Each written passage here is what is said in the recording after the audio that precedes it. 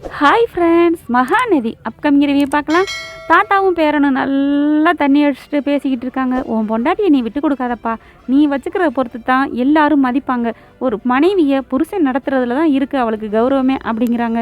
உடனே தான் பொண்டாட்டிக்காக காவேரிக்காக என்னென்ன பண்ணணும், என்னென்ன டார்ச்சர் பண்ணியிருக்கிறோம், அவளை பயங்கரமாக அப்படி நடுத்தரோடு விட்டுட்டு வீட்டுக்குள்ளே போனோமே அப்படி இப்படின்னு நினச்சி பார்க்குறாங்க. அப்படியே சோகத்தில் அவருக்கு கண்ணீரே வந்துடுது விஜய்க்கு. அப்படியே அமைதியாகிறாரு. நம்ம காவேரி எவ்வளோ துன்பப்படுத்தியிருக்கமே, துயரப்படுத்தியிருக்கமே அப்படின்ட்டு அதே சோகத்தோடய போகிறாங்க.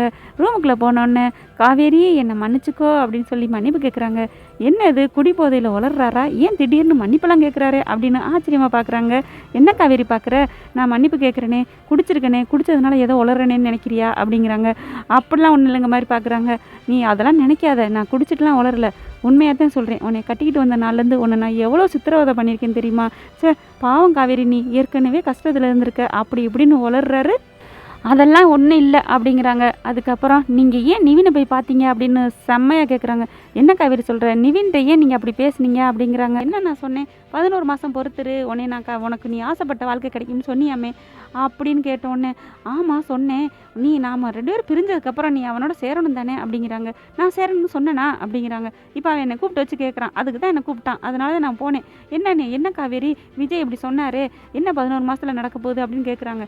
ஏங்க இப்படி சொன்னீங்க அப்படிங்கிறாங்க. என்ன காவேரி, நீ ஆசைப்பட்ட வாழ்க்கையை நான் பிரிச்சுட்டேன்ல, நான் கல்யாணம் பண்ணதுனால தானே நீ அவங்க கல்யாணம் பண்ண முடியாமல் போச்சு. யார் சொன்னா, இவங்க சொன்னா, நீங்கள் கல்யாணம் பண்ணதுனால தான் நான் அவளை கல்யாணம் பண்ண முடியாமல் போச்சா? அதெல்லாம் இல்லை, உங்களுக்கு முன்னாடி நாங்கள் பிரிஞ்சிட்டோம் அப்படின்னு சொல்லி காவேரி தாட்டு போட்டுன்னு கத்துறாங்க. கொஞ்சம் கூட உங்களுக்கு அறிவில்லையா அப்படிங்கிற மாதிரி பேசுகிறாங்க. நான் உங்களை கொடைக்கானல் வச்சு சொல்லிட்டேன், அவனுக்கு எனக்கு ஒன்றும் இல்லைன்னு.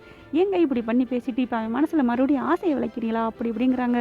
என் மனசில் யாருக்குமே இடம் இல்லை, நான் அவங்க கூட நான் வாழணும்னு சொல்லலை. நீங்கள் 11 மாதம் கழிச்சு என்னை டைவர்ஸ் பண்ணாலும் சரி, நான் பாட்டுக்கு பிரிஞ்சு நான் என் வாழ்க்கையை பார்ப்பேன், என் அப்பா அம்மா தங்கச்சிங்களோட வாழ்ந்துக்கிறேன். நீங்கள் தயவு செஞ்சு இனிமேல் இந்த மாதிரிலாம் பேசாதீங்க அப்படின்னு செம்மையாக திட்டி விட்டுறாங்க.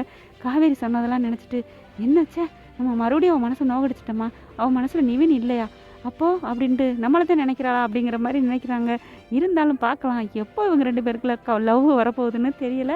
அதுக்கப்புறம் ராகினியை அங்கே போய் பார்க்குறாங்க.